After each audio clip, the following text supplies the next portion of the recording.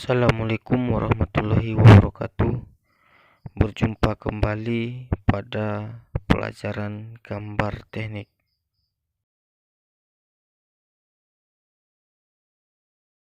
Untuk pelajaran selanjutnya yaitu tentang alat-alat menggambar dan penggunaannya. Yang pertama, alat-alat gambar, yang mana alat-alat gambar terdiri dari kertas gambar dan ukurannya. Pada pembahasan sebelumnya kita sudah mempelajari tentang ukuran kertas gambar, yang mana ukuran kertas gambar itu terdiri dari A0, A1, A2, A3, A4 dan selanjutnya. Kemudian pensil gambar, yang mana pensil gambar itu ada bermacam-macam jenis pensil yang berdasarkan standar mutu dan kekerasan, yang mana pensil dibedakan menjadi 3 kelompok. Untuk lebih jelas, mari kita perhatikan tabel 1.3, yaitu jenis pensil berdasarkan kekerasannya.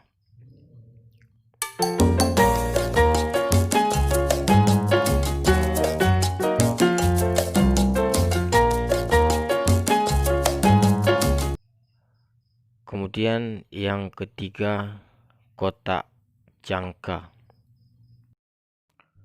Sebuah kotak jangka paling sedikit berisi sebuah jangka besar yang mempunyai ujung yang dapat ditukar-tukar. Isi dari kotak jangka antara lain ujung untuk pensil, ujung untuk tinta, alat penyambung, jangka pegas, dan pena penggores. Untuk lebih jelas, mari kita perhatikan gambar 1.13, macam jangka dan peralatan pendukungnya.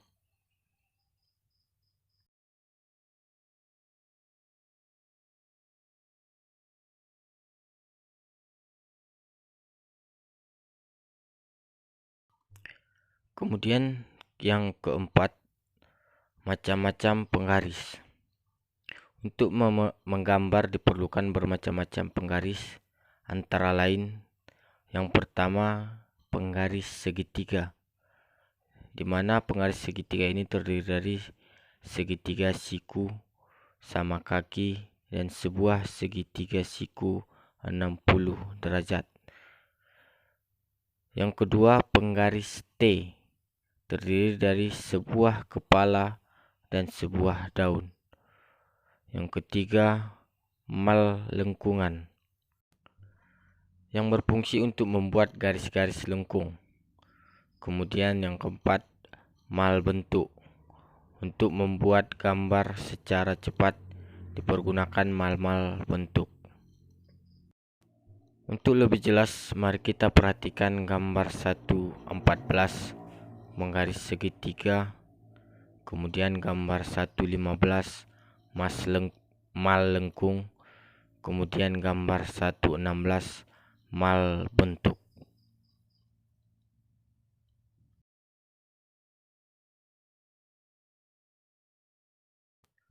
Kemudian yang kelima, alat-alat lain sebagai pendukung. Yang pertama ada mistar skala, 2 busur derajat, 3 penghapus, 4 pelindung penghapus, 5 pita gambar, 6 alas kertas gambar, 7 papan gambar, dan meja gambar. Untuk lebih jelas, mari kita perhatikan gambar 1.7 mistar skala, gambar 1.18 busur derajat, gambar 1.19 pelindung penghapus, gambar 1.20 papan gambar, dan meja gambar.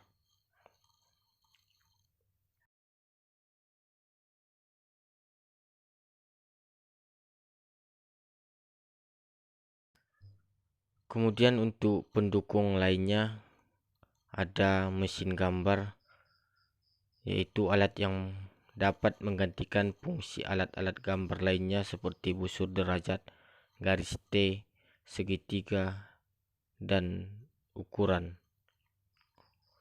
Mari kita perhatikan gambar 1.2.1 mesin gambar.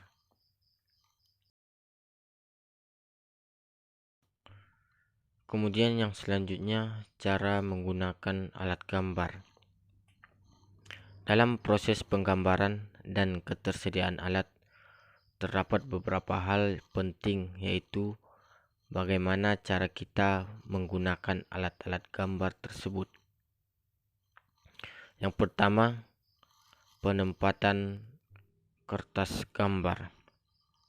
Beberapa hal yang disarankan berhubungan dengan cara penempatan kertas gambar antara lain: yang pertama, kertas putih diletakkan dengan permukaan yang halus menghadap ke atas. Kedua, ukuran kertas disesuaikan dengan benda yang akan digambar.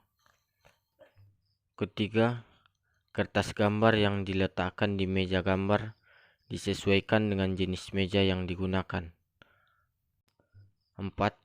Kertas gambar diletakkan dekat dengan sisi kiri dan sisi bawah papan gambar. 5. Usahakan agar tepi kertas gambar sejajar dengan penggaris. 6. Kertas gambar diletakkan pada papan gambar dengan bantuan paku payung atau pita perekat. 7. Usahakan agar kertas gambar betul-betul rata di atas papan gambar. Yang selanjutnya, memindahkan ukuran. Beberapa hal yang disarankan berhubungan dengan cara pemindahan ukuran adalah sebagai berikut.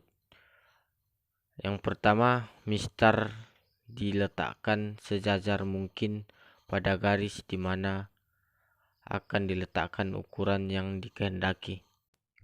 Kedua, dengan menggunakan pensil yang ujungnya tajam, buatlah gorisan kecil tepat di hadapan tanda bagi yang diinginkan dan tegak lurus. 3. Jika diinginkan ketelitian yang tinggi, tanda bisa dibuat dengan tusukan jarum. 4. Jangan sekali-kali memindahkan ukuran langsung dari mistar ukur dengan jangka pembagi karena akan merusak mistar ukurnya. Selanjutnya, menggambar garis lurus. Beberapa hal yang disarankan berhubungan dengan cara menggambar garis lurus adalah sebagai berikut.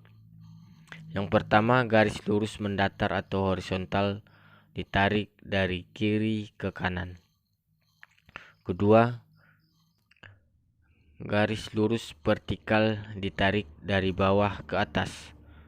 3. Garis sembarang ditarik dari kiri ke kanan. 4. Garis lurus dapat ditarik atau digambar dengan menggunakan penggaris T atau menggunakan segitiga. 5. Tidak hanya garis mendatar dan tegak lurus saja, tetapi dapat juga digambar garis miring sembarang. 6. Garis-garis sejajar miring dapat digambar dengan menggunakan sepasang segitiga. 7. Pekerjaan-pekerjaan di atas dapat dipermudah oleh mesin gambar. Selanjutnya, menggambar lingkaran. Beberapa hal yang disarankan berhubungan dengan cara menggambar lingkaran adalah sebagai berikut. 1. Lingkaran-lingkaran kecil digambar sekaligus dengan menggunakan jangka kecil. 2. Lingkaran-lingkaran besar digambar dalam 2 tahap. 3. Pada saat menggunakan jangka, kedua kaki jangka berdiri tegak lurus pada kertas gambar. 4. Tekanlah jangka dengan tekanan konstan untuk menghasilkan tebal garis yang sama. 5. Gunakanlah mal lingkaran untuk menggambar lingkaran kecil Penggunaan mal lingkaran selain mempermudah juga mempercepat waktu menggambar. 6. Garis-garis lengkung digambar menggunakan mal lengkung. 7. Bagian mal lengkung luar maupun dalam dapat dipergunakan. 8. Sebuah garis lengkung tidak dapat diselesaikan dengan satu tarikan. 9. Bagilah garis lengkung tersebut dalam bagian-bagian yang cocok dengan mal lengkung. 10. Bagian-bagian tersebut satu dengan yang lain harus menyambung, sehingga diperoleh garis lengkung yang licin atau smooth. Untuk lebih jelas, mari kita perhatikan gambar-gambar berikut ini.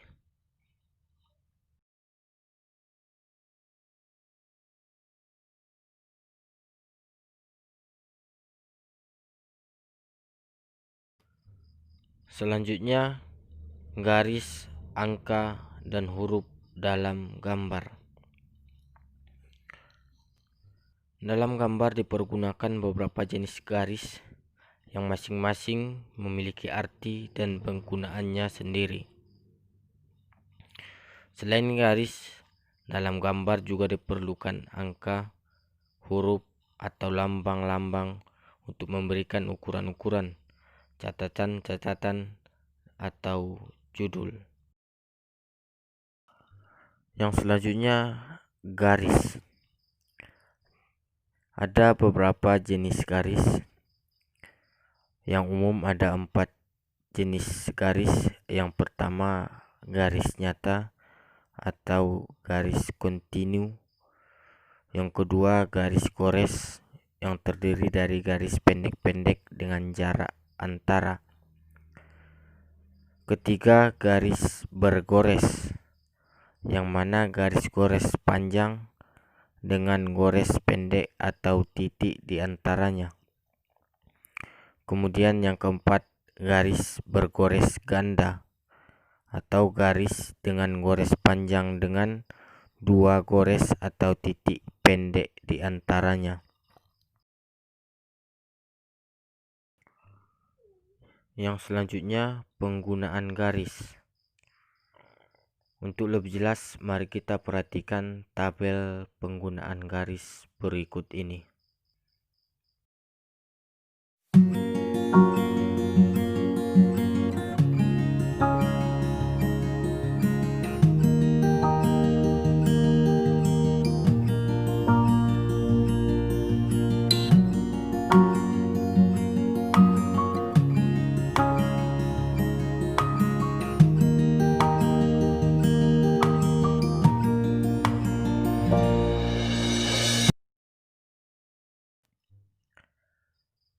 Selanjutnya, garis-garis berhimpit.